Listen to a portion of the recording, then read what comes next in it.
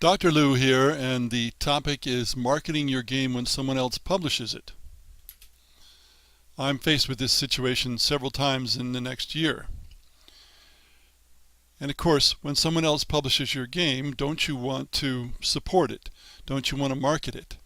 You can choose to rely just on the publisher, but sometimes publishers aren't sure how to market things themselves, depending on the kind of game. So the question here is, what can you do? And of course, even if your publisher is doing a good job of marketing, there's lots of things you can do that are essentially marketing yourself that can help the sales of the game. Some of the things I'm going to talk about are things that you should have been doing long before, sometimes years before the game is published. Some of them are things that you can do more immediately. Also, this happens much more often to tabletop freelance designers than to video game designers, but much of it applies to video games as well, especially if you're going to self-publish a video game. Keep in mind with social marketing, social media marketing, which is what this is, there's no home run, there's no easy button. You've got to put in a fair bit of work, and you've got to do it over a long period of time to build up a following. Or, of course, you can hope that you're going to get really lucky and get a viral hit, but that's a lot like winning big in the lottery, and how many people does that happen to? Very few. Don't spend any money except for your website. It's the publisher's job to spend money if any money is going to be spent, and of course I mean money on advertising in general. And they'll have a better idea of how money can be spent on advertising in an efficient way, because a lot of advertising is not efficient. But you are a brand. You can promote yourself. And if people are interested in you and what you can do, then they're going to be interested when one of your games is published. There's quite a few ways to do that, which I've listed here, and I'll talk about each one individually.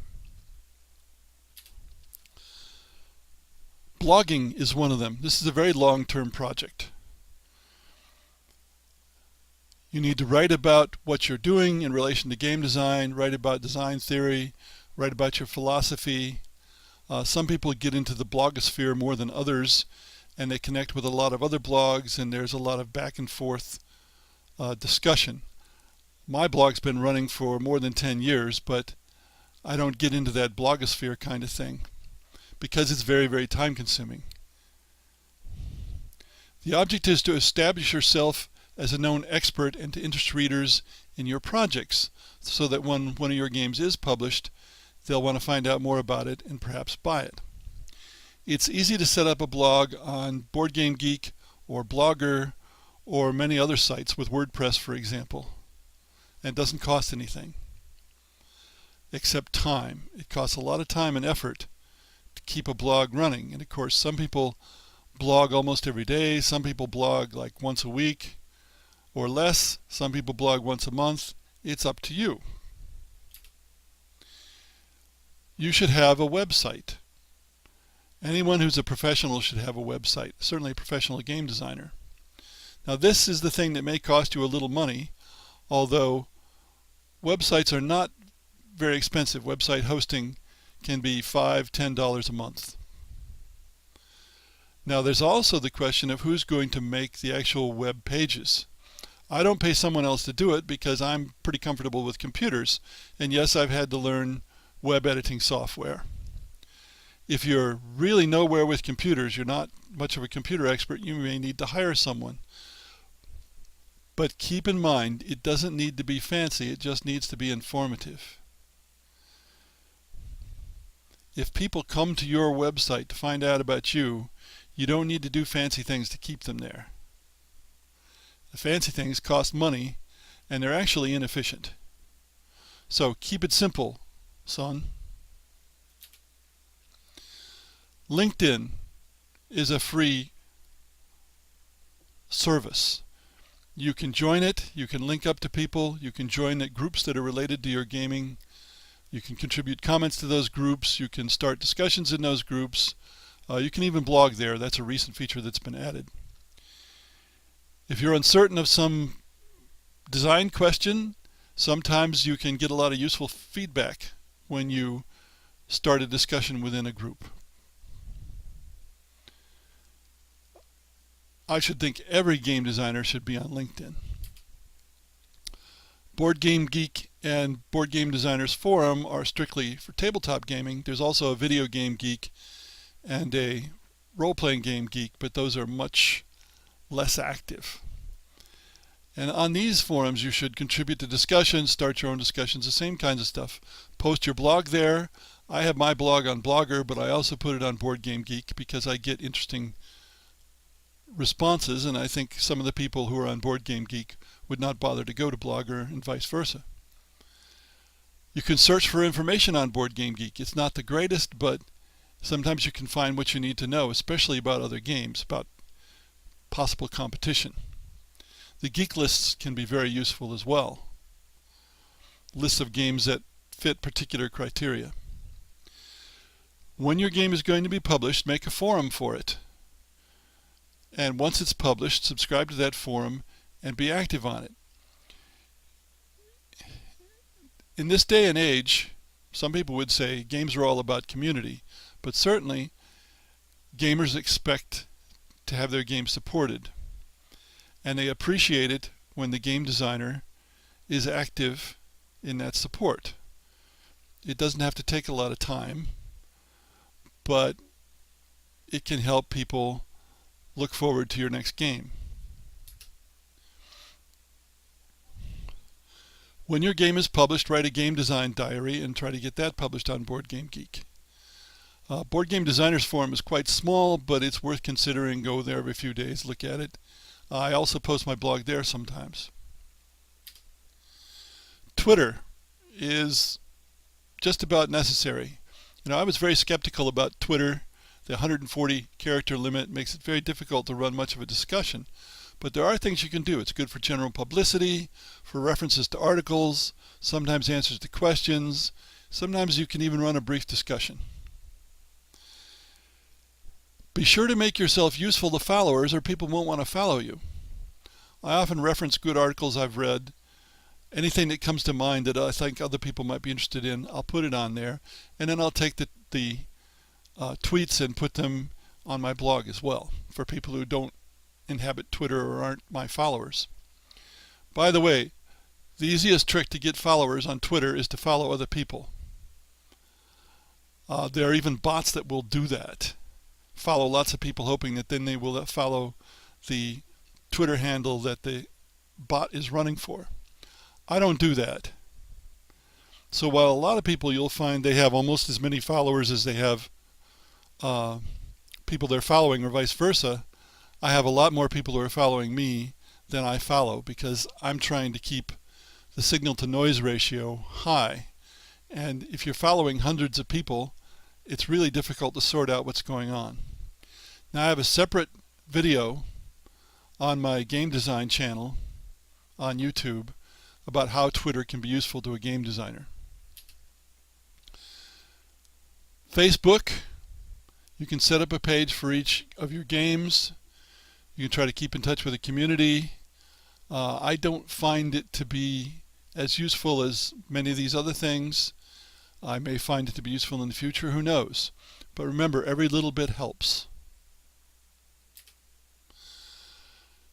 Now this is going beyond what most people will do. I speak at game conventions. It's another way of making yourself known, giving yourself a reputation as an expert. I speak at the World Board Gaming Convention, at Gen Con, at the East Coast Game Conference. I used to at Origins, but I don't attend Origins anymore because it's just not worth it to me in its current state. If you're already going to a convention, it's usually easy to volunteer to be a speaker, get yourself a time and a place. It's not a big burden if you're used to speaking. If you're not used to speaking, then perhaps it can be a big burden. Press releases are another way that used to be used a lot to get publicity, but so many press releases are sent nowadays that your press release is likely to get lost. But you never know. There is a standard format to follow when you do press releases. There's lots of places where you can find information online. You can even post press releases online. And if you're distributing online, there are no mailing costs. There's no cost other than time. Email, if you have an email list, you should use it. MailChimp seems to be the standard free program that is used to manage mailing lists.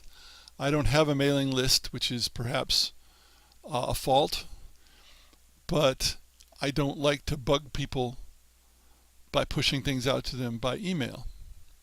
So it depends on how you feel about things like this. And of course, if the people have signed up specifically for your email newsletter, then they want what you're going to send them.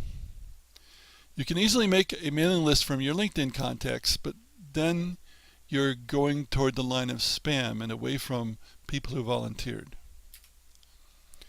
Now, there are lots of social media sites like Reddit and Dig and Stack Exchange and Slashdot, which are enormous forums for discussions of many topics. Some of them have game design, board game, and other boards. You can read it there, you can contribute there, but that's time consuming, and I haven't been able to devote much time to them myself. They also tend to be hostile to anything commercial. Some of them go one step further. I experienced recently on Stack Exchange, somebody had a question about kingmaking, so I put a reference to my article about the three-player problem, which includes kingmaking, that is in a free-to-download book. And one of the people in charge of the forums came back and said, "We'd rather you summarized it here."